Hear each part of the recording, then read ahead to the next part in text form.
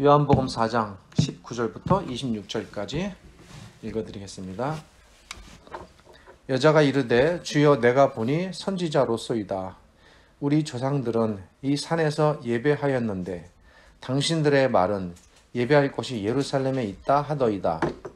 예수께서 이르시되 여자여 내 말을 믿어라. 이 산에서도 말고 예루살렘에서도 말고 너희가 아버지께 예배할 때가 이르리라.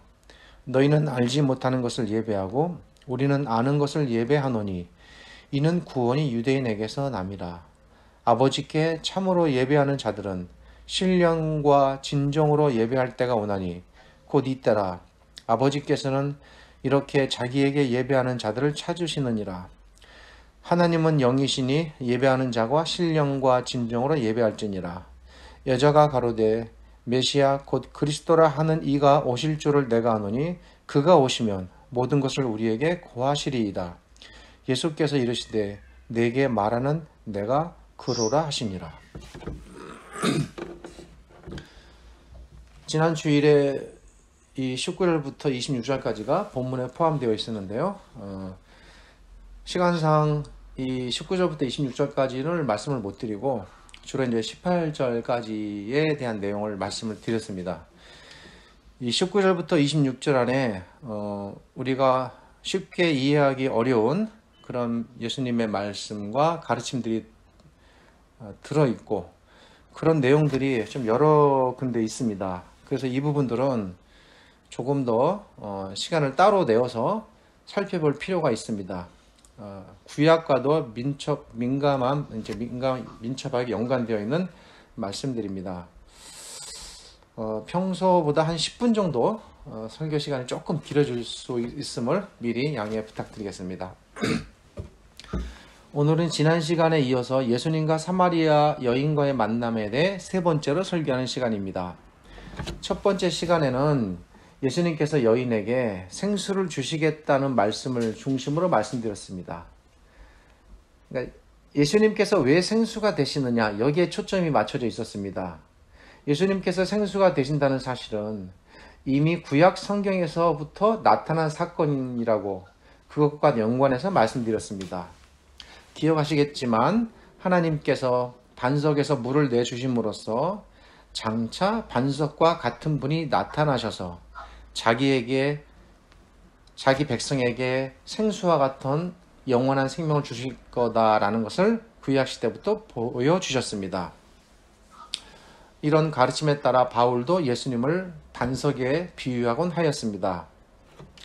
이 구약의 가르침에 근거하여 예수님께서 자신을 생수를 주시는 분으로 그렇게 비유하여 여인에게 소개하신 것입니다.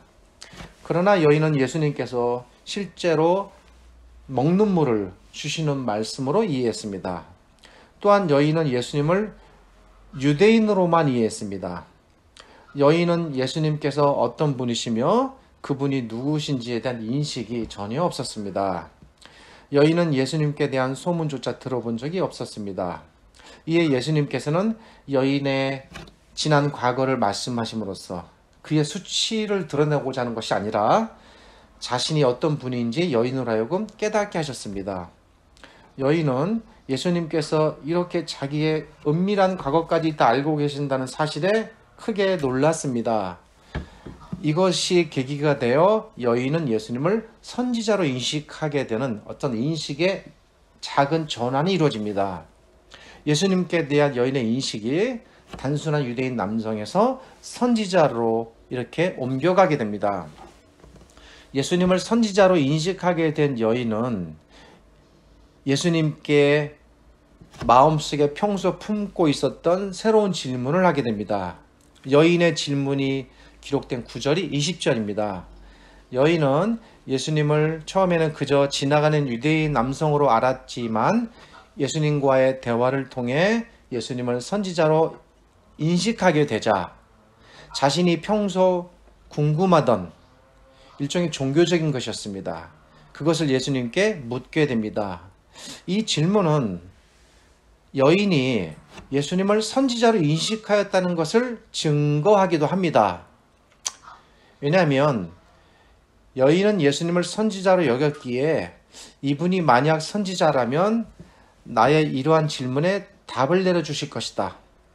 그래서 선지자라면 대답해 줄 수 있음직한 한 가지 질문을 하게 되는데, 그것이 바로 20절에 소개되어 있는 예배에 관한 질문입니다. 여인이 이렇게 질문합니다. 우리 조상들은 이 산에서 예배하였는데 당신들의 말은 예배할 곳이 예루살렘에 있다 하더이다. 물론 문장의 문법상으로는 질문은 아니지만 사실 이건 질문의 성격을 띠고 있는 내용입니다. 은근히 물어보는 겁니다. 구약시대에 하나님께서는 솔로몬을 통해 성전을 짓게 하셨습니다. 솔로몬 성전은 위치가 예루살렘에 있었습니다. 그 이스라엘이 포로에서 돌아온 후에 성전이 재건되었고, 그렇지만 그 성전은 초라하고 보잘것없었습니다. 그래서 헤롯 왕 시대에 헤롯이 성전을 40년에 걸쳐 대대적으로 재건하게 되는데, 그것이 또한 예루살렘에 있는 동일한 예루살렘 성전이었습니다. 당시 헤롯 왕은 정치적인 목적으로 유대인들의 환심을 사기 위하여 그들의 비유를 맞추고자 하는 뜻에서 이렇게 대역사를 이루게 됩니다. 유대인들은 1년에 한 번씩 6월절이 되면 모두 이 예루살렘 성전에 모여서 하나님을 예배했습니다. 그러나 사마리아인들은 같은 유대인이면서 유대인들로부터 이방인 취급을 받았기 때문에 예루살렘 성전에서 하나님을 예배할 수 없었습니다. 이에 사마리아인들은 나름대로 의미가 있는 곳을 생각하고 정하게 됩니다. 아브라함과 야곱이 사마리아의 세겜이라는 곳에 제단을 쌓은 적이 있었는데, 그곳을 기념해서 사마리아 지역에 자신들만의 성전을 짓게 됩니다. 이 성전이 있는 곳이 사마리아의 그리심산이라는 산지입니다. 사마리아인들은 이 그리심산 성전을 예배 장소로 정해놓고 하나님을 예배했습니다. 여인은 이런 당시 상황을 염두에 두고 왜 유대인과 사마리아인들이 같은 민족이고 한 하나님을 섬기는데 서로 다른 곳에서 예배를 해야만 하는지 그 이유를 알고 싶었던 것입니다. 이에 여인은 예수님께 20절에서 우리 조상들은 이 산에서 쭉 예배하였는데 당신들의 말은 예배할 곳이 예루살렘에 있다고 합니다. 어떤 의미가 담겨있는 말이냐면, 어느 곳이 더 하나님께 드리는 예배 장소로서 더 알맞고 좋은 곳입니까? 라는 질문이 함의되어 있는 그런 말입니다. 이에 대해 예수님께서 21절부터 답변하십니다. 우리가 예전에 예수님께서 성전에 들어가셔서 성전을 청결하게 하신 사건에 대하여 제가 몇 차례 설계한 적이 있는데, 그때 다뤘던 내용이 있습니다. 예수님께서 이 땅에 오신 이후부터 하나님께서 예루살렘 성전이라는 특정한 장소에서만 예배를 받으시는 시대가 끝나게 됩니다. 그 이유는 예수 그리스도께서 곧 하나님이시기에 예수님께서 계시면 그것이 곧 하나님께서 머무시는 장소가 되기 때문입니다. 예수님께서 건물 안에 머무시는 분이 아니라 예수님은 그분을 믿고 받아들이는 각 신자의 마음 안에 머무십니다. 지금도 우리 속에 예수님께서 살고 계신 겁니다. 그러기에 예수님께서 오신 이후부터는 구약시대부터 쭉 이어져 왔던 건물이 성전이었던 시대가 끝나고 그분을 믿는 각 신자들이 성전이 되는 새로운 시대가 열리게 되는 겁니다. 우리는 지금 그런 시대에 살고 있습니다. 이렇게 성전에 대한 중요한 개념이 건물에서 신자의 마음으로 바뀌게 됨에 따라 당연히 따라오게 되는 새로운 개념의 변화가 있는데, 그것이 바로 무엇이냐면 예배에 관한 것입니다. 전에는 건물이 성전이었기 때문에 그 건물에서 예배해야만 했고, 또 그래야만 그것이 하나님께 예배로 인식되고, 또 하나님께서 그곳으로 모이라고 하였으니 마땅히 다 그곳으로 가야만 했습니다. 그런데 각 신자가 모두 성전이 되었기에 이제는 신자가 어디서든 자신이 있는 그곳에서 그 어떤 장소의 구애를 받지 않고 자유롭게 예배할 수 있게 된 것입니다. 아주 쉬운 예로 우리가 요즘 코로나 사태로 인해 신자들이 각자의 집에서 자유롭게 온라인이나 또는 성경을 보고 개인적으로 예배를 할 수 있게 되고, 이렇게 또 영상으로 유튜브 예배도 하게 됩니다. 이런 다양한 형태의 예배들이 기존에는 없었고 또 생각하지조차 못했던, 그래서 덜 예배스럽다라고 생각했었는데, 본질적으로 예배당에서 드리는 예배와 이렇게 각자가 처한 환경 속에서 드리는 예배가 예배라는 본질에서 전혀 다른 것이 아닙니다. 온누리교회 서빙고 예배당에서 드리는 예배와 여기 집에서 드리는 예배가 똑같다는 것입니다. 예수님께서 이 땅에 오시고 그분을 하나님으로 모시는 우리가 모두 성전이 되었기에, 모세가 출애굽한 이후부터 1400여 년 동안 지속되었던 그렇게 오래된 예배의 방식이 예수님께서 이 땅에 오심으로써 근본적으로 대전환이 이루어지게 되는 것입니다. 이 관점에서 이 여인을 한번 생각해 보겠습니다. 이 여인이 지금 어떤 상황에 놓여 있습니까? 그녀가 지금 어떤 전환의 시대와 마주하고 있습니까? 이 여인이 마주하고 있는 분이, 그 여인이 그때는 못 깨달았겠지만 하나님이신 예수님이십니다. 이 예수님을 믿고 받아들이는 순간 그 여인 속에 하나님이 들어오시는 거기 때문에 하나님을 자유롭게 예배할 수 있는 그 시대로 여인이 들어가게 되는 것입니다. 이 여인이 바로 그 새로운 시대에 입성 직전에 있습니다. 이 여인은 저는 한 역사적 관점에서 오늘 이 본문을 들여다보았습니다. 역사적으로 대전환의 시대에 바로 그 경계 지점에 서 있는 것입니다. 굳이 말한다면 어제까지는 차별과 억압 속에 예루살렘으로 가지도 못하고 그리심산에 묶여서 예배하였다면, 그래서 어떤 예배가 더 참된 예배인가 고민하고 괴로워하였다면, 지금부터, 그러니까 바로 이 순간부터는 예수님을 통해 예루살렘도 아니고 그리심산도 아닌 자유로운 곳에서 하나님을 예배할 수 있는 그런 전환적 시점에 여인이 서게 된 것입니다. 예수님을 만나는 순간, 그 순간이 열린 것입니다. 여인의 지점이 바로 그곳입니다.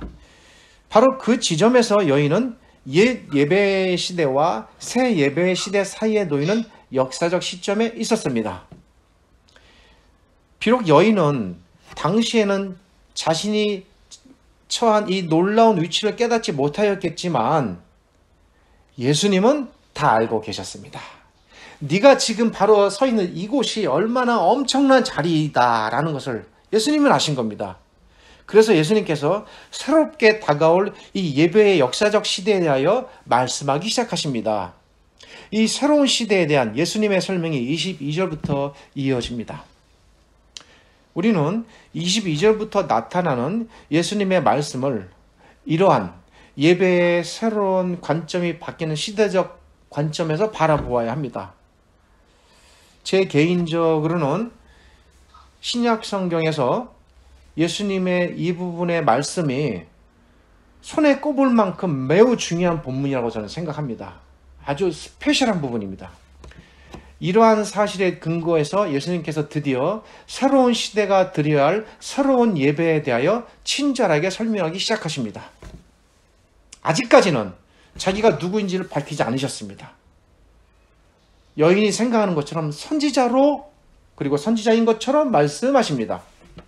22절에서 너희는 알지 못하는 것을 예배하고 우리는 아는 것을 예배하니 이는 구원이 유대인에게서 남이니라. 사실 오늘 설교에서 이 부분이 가장 좀 어렵기도 하고 설명을 요하는 부분입니다. 이 말씀의 의미를 잘 이해해 볼 필요가 있습니다. 우선 문자적으로 보겠습니다. 여기서 너희는 할 때 너희는 사마리아인들을 말하고 우리라고 말할 때는 유대인들입니다. 그러니까 이 말은 문자 그대로 해석하면 사마리아인들은 알지 못하는 것을 예배하고 유대인들은 아는 것을 예배하고 있는데 구원이 유대인에게서 나온다라는 말이 됩니다. 문자적으로는 이렇게 해석이 됩니다. 근데 문자로 이렇게 해석을 해도 문제는 이게 무슨 뜻인지 우리가 잘 모른다는 거죠. 구약적인 배경을 다 갖고 있는 사람이라면 아 그렇구나 척 이해하겠지만 사실 우리는 좀 그런 면에서 부족합니다. 우선 이 말은 사마리아인들이 사용했던 그들의 성경과 연관된 말씀입니다. 당시 유대인들은 구약 성경 전체를 그들이 비록 예수님을 거부하고 받아들이지 않았지만 구약에 대해서는 철저했던 사람들입니다. 구약 성경 전체를 하나님의 말씀으로 인정하고 받아들였습니다. 그 안에 들어있는 내용은 우리가 알고 있는 대로 구약 39권으로서 크게 네 부분으로 분류됩니다. 모세오경과 역사서, 시가서, 선지서. 모세오경 안에는 또 창세기부터 신명기, 역사서 안에는 사사기로부터 사무엘상하와 열왕기, 역대기가 들어있고 시가서에는 잠언, 욥기, 시편, 아가서, 그리고 선지서에서는 이사야서와 같은 대선지서와 말라기에 이르는 소선지자, 선지서 이런 것들이 다 포함되어 있는데 유대인들은 이건 전부 다 빠짐없이 하나님의 말씀으로 받아들였습니다. 그 점은 훌륭합니다. 우리가 맺는 이 구약 성경 39권을 그들은 모두 하나님의 말씀으로 인정했습니다. 그런데 사마리아인들은 이 구약 성경 39권 중에서 안타깝게도 그 이유에 대해서는 정확하게 잘라 알기는 힘든데 어떤 그들의 역사와 연관된 것 같습니다. 모세오경만을 성경으로 인정하였습니다. 그들은 이 모세오경을 특별히 자신들의 표현으로 사마리아 오경이라고 불렀습니다. 하나님께서는 모세오경뿐 아니라 구약 성경 전체를 통해서 장차 오실 메시아를 깨닫게 하셨습니다. 구약 성경 전체를 균형 있게 잘 공부하면 그런 그림들을 모아서 아 메시아가 이런 분이구나 알게 되는 것입니다. 특별히 이사야서를 주목해 볼 필요가 있습니다. 그런데 그런 중요한 성경들을 놓친 채 일부분만 알고 있으면 장차 오실 메시아가 누구시고 그분이 어떤 분인지 총체적으로 온전히 알기는 좀 어렵습니다. 비록 모세오경 안에 그리스도에 대한 예를 들어서 반석과 같은 사건처럼 흐릿하고 어렴풋한 메시아에 대한 모습이 나오지만 그 모세오경만을 가지고 명료하게 메시아에 대하여 총체적으로 알기는 상당히 어려운 일입니다. 22절에 너희는 알지 못하는 것을 예배하고 우리는 아는 것을 예배한다 라는 말이 이런 상황을 염두에 둔 말씀입니다. 사마리아인들은 구약 성경을 다 인정하지 못했기 때문에 하나님을 제대로 알지 못하는 상태에서 특별히 오실 그리스도에 대하여 잘 모르고 예배하게 되나 유대인들은 구약 성경 전체를 받아들였으니 그나마 사마리아인들보다는 좀 더 하나님을 알고 예배하게 되었다라는 의미입니다. 물론 그렇다 할지라도 유대인들이 그리스도를 배척하고 받아들이지 못했으니 또한 그들의 잘못도 큽니다. 그 다음에 22절 뒷부분에 나오는 말씀은 구원이 유대인에게서 남인이라는 말입니다. 이거 대단히 사실 어려운 말입니다. 우선 문자적으로 해석하면 오해가 생겨요. 유대인이 뭐길래 도대체 유대인으로부터 구원이 난다는 말인가? 우리로 하여금 배척감과 어떤 차별적 느낌을 갖게 됩니다. 유대인들이 다른 민족보다 뛰어나서 어떤 선택을 받고 하나님의 구원이 그들에게서 이루어진다? 이런 뜻이 아닙니다. 이 말은 하나님께서 이 땅의 모든 백성을 구원해 가시는데 그 구원해 가심에 있어서 자신의 구원을 어떠한 방식으로 이루실 것인가를 알려주는 것과 연관된 말입니다. 이 말 안에는 이제 말씀드리겠습니다만 아주 대단히 중요한 두 가지 사실이 함께 함의되어 있는 녹아있는 말씀입니다. 하나님께서는 많은 민족들 가운데 아브라함을 택하시고 아브라함을 통해 히브리인들을 하나님의 백성으로 삼으셨습니다. 우리가 아는 이스라엘 민족입니다. 그런데 하나님께서 히브리인들을 하나님의 백성으로 삼으신 것은 하나님께서 그 히브리 이스라엘 민족만을 택하셨기 때문이 아닙니다. 그것이 택함의 전체 범위가 아닙니다. 하나님께서 처음부터 아브라함을 통해 만드시고자 하셨던 그분의 나라는 혈통과 민족의 장벽이 처음부터 없는 그래서 처음부터 그분의 청사진 속에는 온 인류가 함께 참여하는 하나님의 나라였습니다. 그러니까 너나 구별이 없는 겁니다. 처음부터 시작된 이 하나님의 계획이 하나님께서 아브라함을 부르실 때 하신 말씀, 창세기 12장 1절부터 3절 안에 고스란히 담겨 있습니다. 물론 이것도 해석을 해야 되고 어려운 부분입니다. 설명이 길어지므로 이 부분은 생략하고 혹 기회가 되면 다음에 말씀드리겠습니다.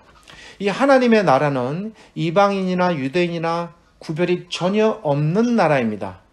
구약에서 간간히 그 가능성이 계속 나타나고 있습니다.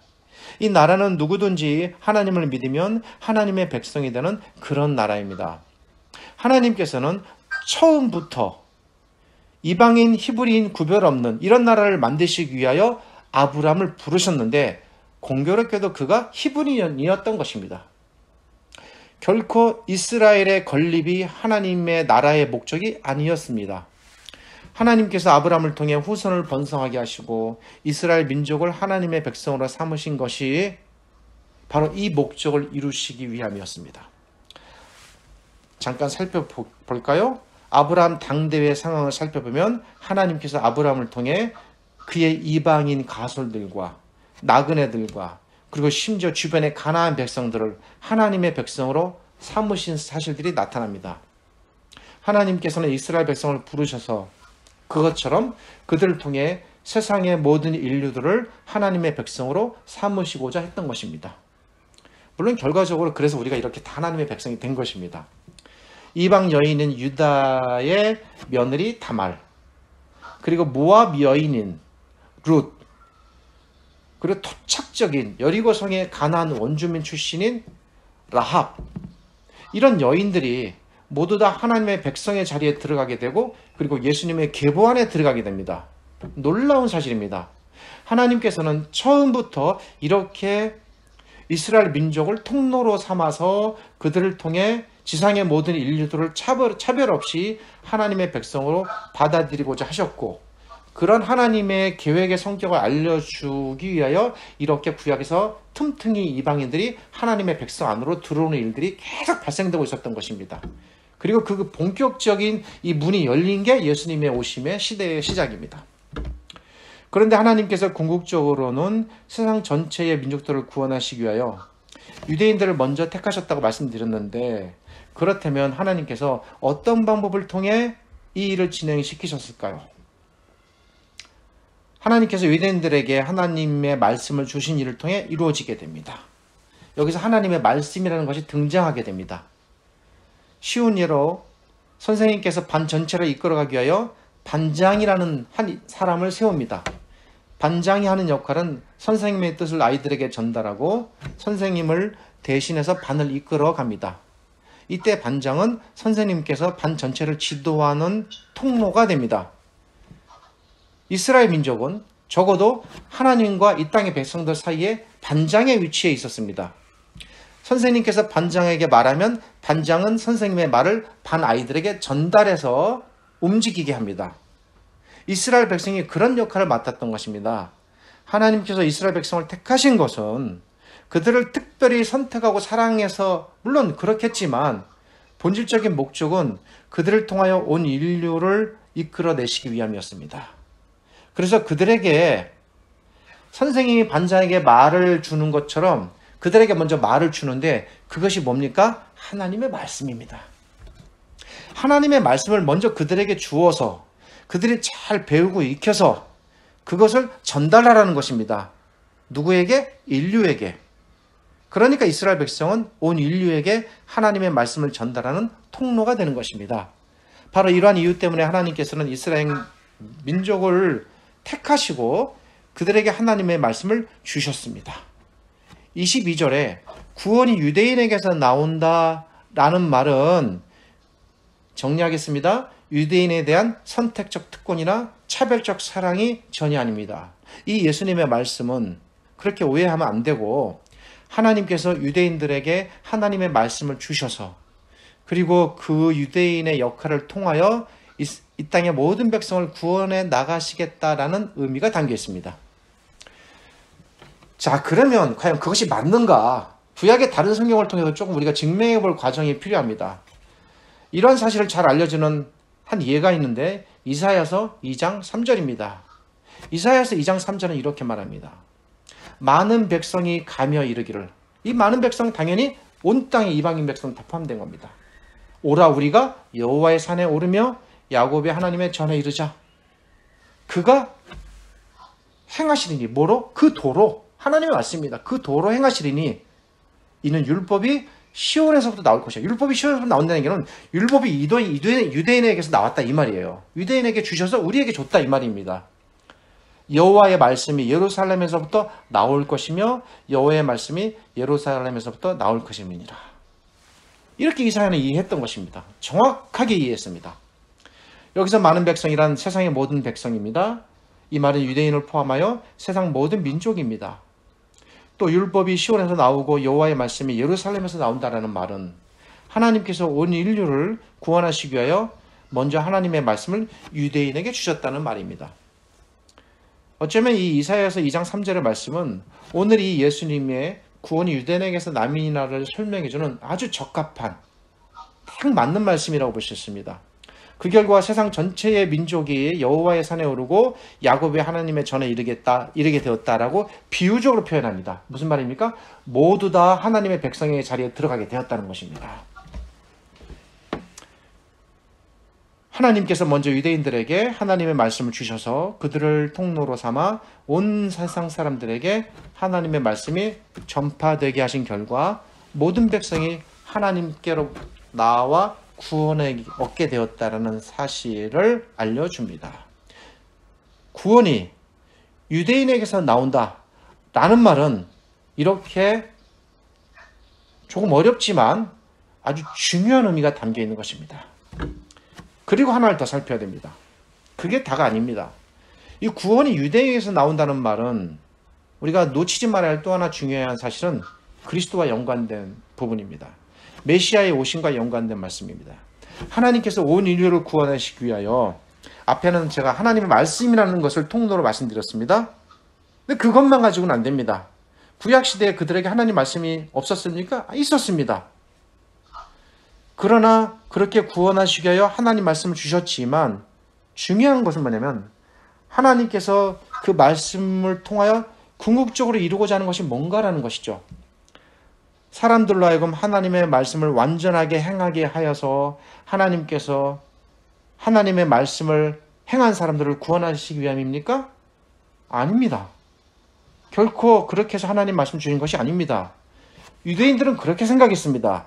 그래서 그들은 오랫동안 틀렸고 실패했습니다. 하나님께서 하나님의 말씀을 주신 목적은 거기에 초점이 맞춰져 있지 않습니다. 하나님께서 하나님의 말씀을 주신 궁극적인 목적은 사람들로 하여금 그 말씀을 통하여 그리스도를 깨닫고 그리스도께 나아오게 하기 위함입니다. 그러니까 그리스도 없이 구약은 뗄 수가 없습니다. 구약은 그리스도, 그리스도는 구약, 이렇게 연결되어 있는 겁니다. 모든 하나님의 말씀은 그 궁극적인 목표와 방향이 예수 그리스도를 향하고 있습니다. 제 설교를 여러 번 많이 들어보시면 알겠지만 제 설교의 대부분의 특징이 그렇습니다. 구약을 설교할 때 특별히 어떻게 그 본문이 그리스도께 향하고 있는가를 밝히는 것에 제가 늘 주안점을 두고 있습니다. 구약은 철저하게 예수 그리스도만을 조준하고 있습니다. 그분이 목표입니다. 창세기부터 말라기까지 구약 성경 전체는 예수 그리스도의 오심과 그분의 사역, 그분의 죽으심, 그분의 부활, 그분의 영광, 끊임없이 그분에 대하여 반복적으로 가르치고 또 가르치고 있습니다. 그러므로 구약을 제대로 공부하였다면 그는 결국 그리스도에 대하여 밝히 알게 되는 것입니다. 구약을 알았는데 그리스도를 모른다?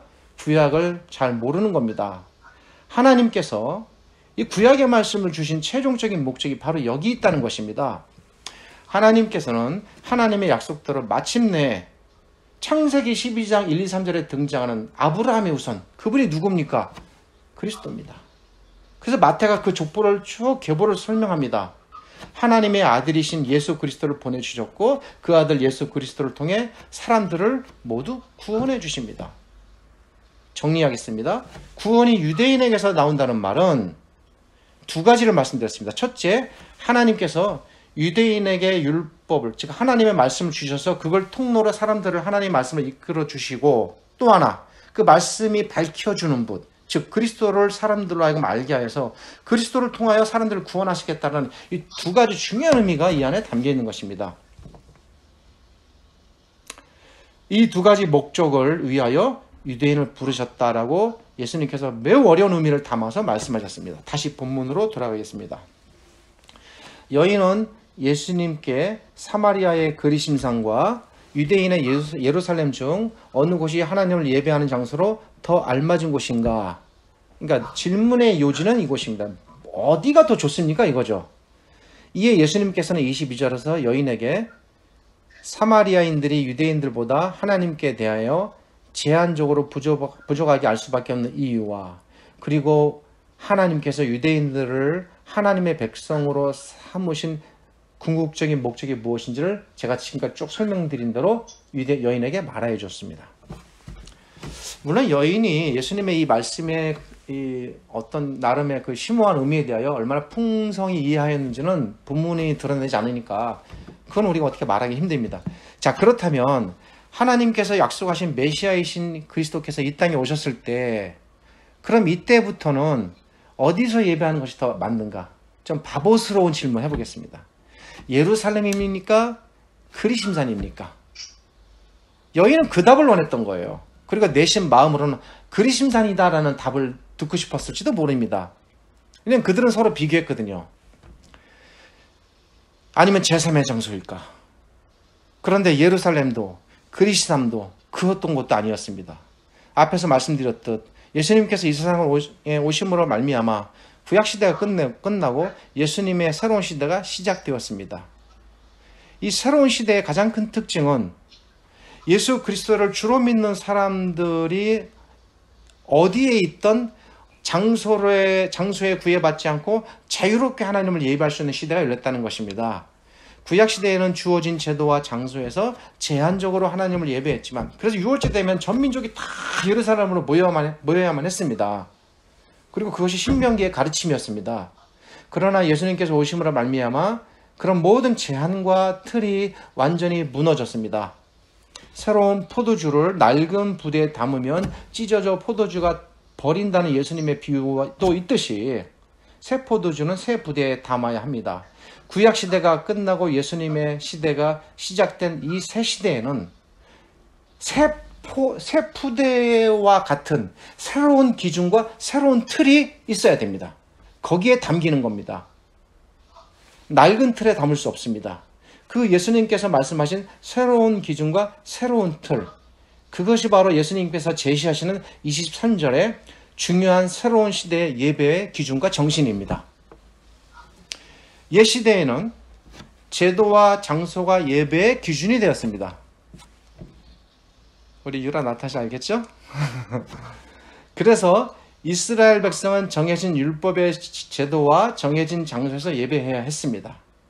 그래서 그리심산과 예루살렘 성전과 같은 문제가 생겨났습니다. 그러나 새 시대에는 제도와 장소가 예배의 중심이 아닙니다. 그것들이 예배의 기준도 아닙니다. 새 시대에는 이 모든 것들이 예배와 무관하게 되었습니다. 그리고 중요한 한 가지 요소가 떠오르게 되었는데, 그것은 드리는 자의 마음입니다. 왜냐하면 새 시대에는 하나님께서 사람들의 마음 안에 거하셔서 사람들의 마음을 성전으로 삼으시기 때문입니다. 그러기에 새 시대에는 그리심산이나 예루살렘과 같은 장소에 모일 필요 없고, 오직 어떤 마음으로 하나님을 예배하는지가 중요한 예배의 기준으로 등장하게 된 것입니다. 그 새로운 예배의 기준에 대하여 예수님께 하시는 말씀이 아버지께 예배하는 자들은 신령과 진정으로 나오라는 것입니다. 장소나 특정 건물에 제한을 두지 말고 어느 곳에서나 참되고 지극한 성심의 마음으로 아버지께 나오면 하나님께서 언제 어디서나 그런 예배를 기쁘게 받으신다는 것입니다. 그 옛날에는 신명기 때는 전부 다 예루살렘으로 모이라고 말씀하셨던 바로 그 하나님께서 이제는 모이지 말라는 것입니다. 이제는 각자가 자유롭게 나오라는 것입니다. 그리고 그 예배를 받으시겠다는 것입니다. 특별히 예수님께서 여기서 말씀하신 진정이라는 말은 진리를 가리키는 표현입니다. 이 말은 감정이나 정서를 표현하는 말은 아닙니다. 이 말은 하나님께 나올 때 무엇을 근거로 나와야 하는가? 어디서나 하나님을 예배할 수 있다고 해서 아무런 근거나 기준 없이 각자가 자신의 생각대로 하나님을 예배할 수 없습니다. 그렇게 해서 하나님의 뜻과 말씀을 무시하고 마음대로 해석하고 각자가 생각하는 잘못된 방법으로 예배드리는 자들이 이단들입니다. 이단은 분명히 하나님을 예배하지만 하나님의 말씀을 어지럽히고 그 가르침을 떠나서 자기 생각대로 하나님을 예배합니다. 여기서 진정으로라는 말은 이와 연관된 표현입니다. 이 말은 하나님을 예배할 때 장소나 이런 건 다 철폐되었지만 놓칠 수 없는 중요한 사실, 진리의 토대를 가지고 나오라는 것입니다. 즉 하나님의 말씀, 그분의 가르침을 떠나지 말라는 거예요. 그 가르침을 가지고 나오면 그 예배를 기쁘게 받으시겠다는 것입니다. 그렇다면 이렇게 장소가 중요한 예배의 기준이 아니라 드리는 자의 마음과 진리의 말씀이 예배의 중요한 기준이 되는 이런 때는 언제 오는 것일까? 이런 때는 하나님께서 약속하신 메시아가 오심으로 이루어지게 되어 있습니다. 이미 하나님께서 이 메시아의 오심에 대하여, 이것도 역시 구약입니다. 그러니까 우리가 구약을 놓치고는 그리스도를 이해할 수가 없어요. 이미 요엘서 2장 28절부터 32절에 이렇게 말씀하셨습니다. 내가 내 신을 만민에게 부어줄 것이다. 특별히 32절에서 누구든지 여호와의 이름을 부르는 자는 구원을 얻을 것이다. 누구든지 어느 곳에서나. 예루살렘 성전? 아닙니다. 이 말씀이 의미하는 바가 무엇입니까? 이 말은 예배할 때 예루살렘이나 그리심산이나 그런 장소가 중요한 것이 아니라 하나님께서는 어느 곳에서나 누구든지 하나님을 부르는 자는 모두 구원하시며 그들에게 하나님의 신을 부어줄 것이다 라는 말씀이고, 그리고 이 하나님의 약속대로 예수님께서 승천하시고 난 후에 하나님의 신, 성령 하나님께서 그들에게 가득 부어진 것입니다. 이 일이 모두 메시아의 시대에 이루어지는 겁니다. 제자들에게 성령을 선물로 주실 것을 약속하셨고, 약속대로 성령 하나님께서 그들에게 충만하게 주어졌습니다. 그리고 그들에게뿐 아니라 지금 이 시대에도 예수 그리스도를 믿고 따르는 모든 자들에게 성령 하나님께서 이렇게 우리 안에 충만하게 거하십니다. 그러니까 이 요엘서의 예언은 바로 예수 그리스도에 대한 예언이며, 그리고 장차 신약 시대에 하나님께서 여실 이 은혜의 시대에 대한 포문의 말씀입니다. 예수님께서 이와 같이 하나님의 구원을 이루시기 위하여 이 땅에 오신 메시아이심에도 불구하고, 자, 여인을 살펴보겠습니다. 여인이 아직은 깨닫지 못하고 있습니다. 얼마나 엄청나고 위대한 분인지 모르는 겁니다. 자신 앞에 자기가 그토록 기다리던 메시아가 나타나셨음에도 불구하고 알아보지 못합니다. 지금 자기 눈앞에 메시아가 와 계시고 그 메시아께서 지금 자신에게 예배와 구원에 대하여 밝히 설명하고 계심에도 불구하고 아직은 그분의 설명을 더 들어야 되고 더 깨달아야 됩니다. 이에 예수님께서는 자신이 누구신지 분명히 밝히실 때가 드디어 되셨습니다. 이쯤이면 충분히 설명하셨고, 그리고 자기의 신분증을 이게 내보이실 필요가 된 겁니다. 그 순간이 왔습니다. 그래서 예수님께서 마지막으로 하시는 말씀이 내가 그다 라는 한 말씀을 하시는 겁니다. 말씀을 맺겠습니다. 예수 그리스도로 시작되는 새 시대에는 오직 드리는 자의 마음과 그가 가지고 나오는 하나님의 말씀만이 예배의 중요한 근거와 기준이 됩니다. 다시 두 가지. 그가 가지고 있는 마음과 하나님의 말씀, 이 두 가지입니다. 이 두 가지 외에 그 어떤 것도 하나님께서 예배를 받으시는 기준이 될 수 없습니다. 물론 때로는 드리는 자가 열성으로 그리고 헌신하고 때로는 아낌없이 재물을 내놓음으로써 드리고, 그것이 가치 있고 또 중요하고 교회에 필요한 일이긴 합니다만, 그래서 참 권장할 만한 일이긴 합니다만, 그럼에도 불구하고 그것이 예배의 기준은 되기 힘듭니다. 교회가 그렇게 화려하게 건물을 짓고 대단하게 강단을 꾸미고 찬양이나 음악이나 갖가지 행사에 열을 올리는지 모르겠지만 설령 그렇다 할지라도 그 어떤 열성과 화려함이 열성도 헌신도 재물도 결코 하나님께서 받으시는 예배의 기준에는 도달하지 못합니다. 내가 이만큼 드리고 이만큼 노력했으니 이 예배는 멋진 예배고 하나님을 감동시킬 거야 라는 것은 착각입니다. 종교적인 착각입니다. 종교적인 욕심입니다. 물론 참된 신자는 이렇게 생각하지 않으시겠지만 만약 그 누구라도 털끝만큼이라도 이렇게 생각한다면 생각 바꿔야 됩니다. 크나큰 오산입니다.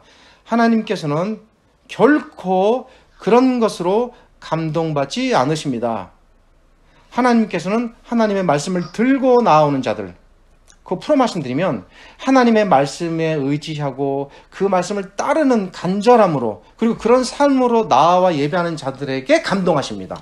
그리고 그것이 유일한 예수님께서 제시하시는 예배의 기준입니다. 오늘날 교회는 어떻습니까? 좀 밝은 모습보다는 좀 어두운 모습을 좀 생각해 볼 필요는 있습니다. 우리 주님께서 말씀하신 이 두 가지 외에 자꾸 다른 그 어떤 것들이 예배의 근거로 제시되는 듯합니다. 화려한 건물과 웅장한 꾸밈, 예배 자체보다 예배 본질에 충실하기보다는 행사와 프로그램, 때로는 예배인지 쇼인지, 오늘날 교회는 모이는 사람들의 숫자와 그 모이는 사람들이 갖고 있는 그들의 신분 중요하게 생각합니다.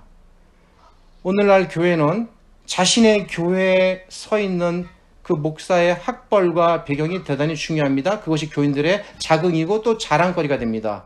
목사의 경력도 중요합니다. 그래서 많은 목회자들이 화려한 경력을 쫓아 다닙니다. 오늘날 교회는 사람보다 건물을 더 중시합니다. 그래서 그렇게 높고 화려한 멋진 건물을 경쟁하듯 옆교회보다 더 멋지게 지으려는 것 같습니다. 교회는 사람보다 일을, 과정보다 결과를 더 중시합니다.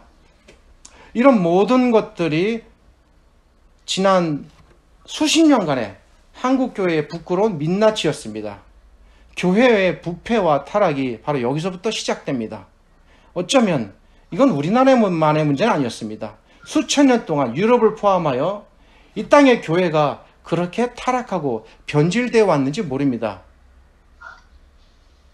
그래서 거기서 개혁하고자 했던 것이 천주교로부터 개혁을 외쳤던 청교도와 개신교 아니겠습니까? 어찌 이 교회가 이 모양 이 꼴이 되었는지 정말 슬프고 안타깝습니다.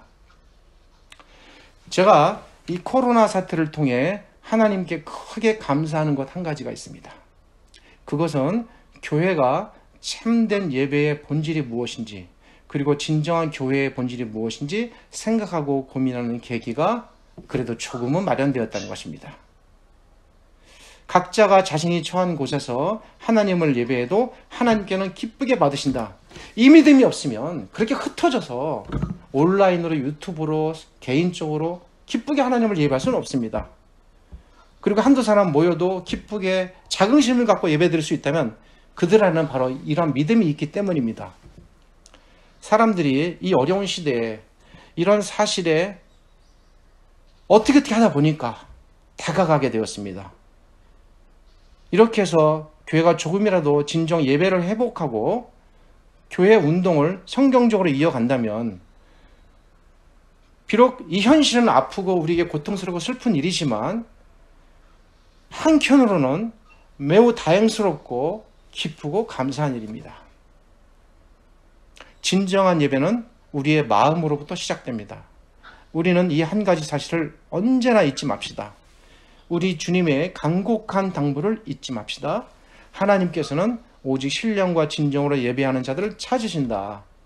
이 말씀을 종이가 아닌 우리 마음에 기록해야 되겠습니다.